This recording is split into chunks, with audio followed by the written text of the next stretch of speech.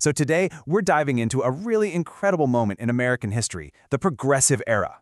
Just imagine looking around and seeing a country that was just broken, riddled with corruption, drowning in inequality, and then deciding, you know what, we're going to fix it. That's exactly what happened. So let's start with the big question, the one that hung over everything back then. The Gilded Age, right? It was this time of huge wealth and amazing growth. But underneath all that glitter, there were some massive, deep-seated problems. And as the 1900s kicked off, Americans were asking themselves this exact question. How in the world do we fix this? And before we can even talk about the fixes, you've got to understand just how bad things really were. Unchecked industrialization and cities that were just exploding in size had pushed the country right to the edge, and the consequences were becoming impossible to ignore. This really gets to the heart of it. On one side, you had these massive corporations, these trusts that controlled pretty much everything. And on the other side, well, that was the human cost. People were working in incredibly dangerous conditions, politicians were corrupt, and in the shadows of these brand new mansions, you had some of the worst poverty you can imagine. And you know, for a long time, a lot of this suffering was kind of invisible to mainstream America. That is, until people like Jacob Riis came along. He was a journalist, a photographer, and his book, How the Other Half Lives, just blew the lid off the whole thing. For the first time, people saw what life was actually like in the city tenements, and these images sent absolute shockwaves across the country. And then came a disaster that no one could look away from. A fire broke out at the Triangle Shirtwaist Factory in New York City. The owners had actually locked the doors to keep the workers from taking unauthorized breaks or stealing. So when the fire started, they were trapped. 146 people, most of them young immigrant women, died that day. It was just horrifying. And it became a massive catalyst for change, a huge push for safer workplaces. So, into this total mess steps a brand new kind of president, Theodore Roosevelt. He completely rejected the old idea that the government should just sit on the sidelines. He believed it was his job, his duty, to jump in and fight for the American people. And Roosevelt had this amazing idea he called the bully pulpit. He saw the presidency not just as an office, but as a powerful platform, a way to get the public on his side, to push his agenda, and to really take the fight to the big corporations that he felt had way too much power. And Teddy Roosevelt was definitely a man of action. He got the nickname Trustbuster for a reason.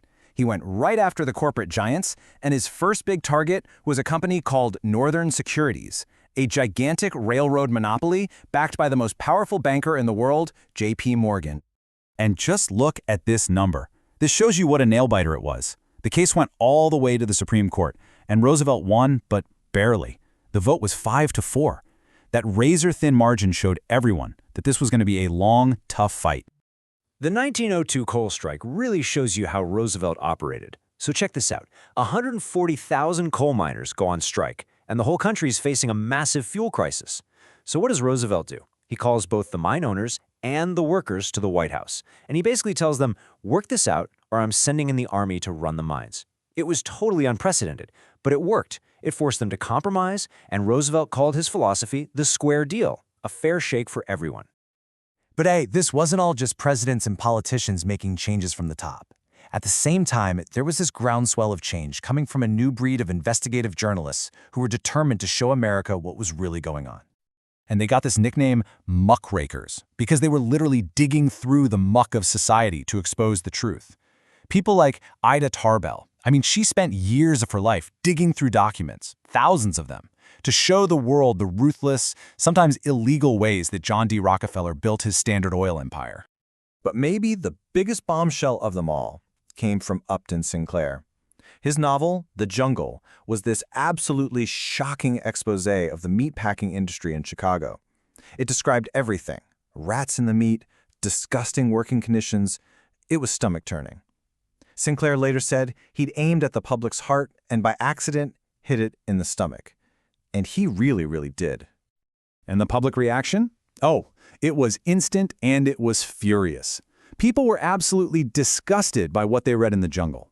And all that outrage led directly to Congress passing the Pure Food and Drug Act in 1906. This was huge. For the first time ever, the federal government had the power to make sure our food and medicine were actually safe. So this energy for reform, it wasn't just about big business or food safety. It started spilling over into social justice, too. And one of the biggest fights of the whole era was the decades-long struggle for women to get the right to vote. And a huge driving force behind this was a major change in the economy. Just look at these numbers. The number of women working outside the home nearly tripled in just 30 years. And as more and more women were getting jobs, getting college degrees, they started asking a pretty logical question. If we can do all this, why can't we vote? But, getting the vote wasn't so simple.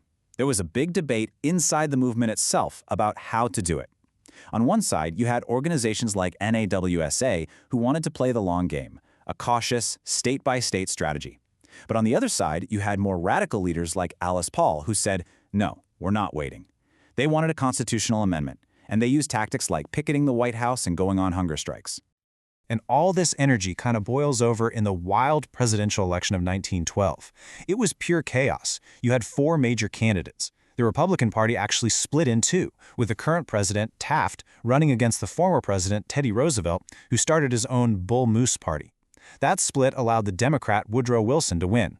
And on top of all that, the socialist candidate Eugene Debs got almost 1 million votes. It was clear, progressive ideas were now front and center in American politics. Okay, so with progressives finally in charge, the movement sets its sights on the biggest prize of all, changing the U.S. Constitution itself. They wanted to permanently bake their reforms right into the DNA of the country. And what happened next was just incredible. It was this cascade of constitutional reform. In just 7 years, 4 amendments were passed. The 16th created the federal income tax. The 17th let citizens vote directly for their senators. The 18th kicked off prohibition. And finally, the 19th gave women the right to vote.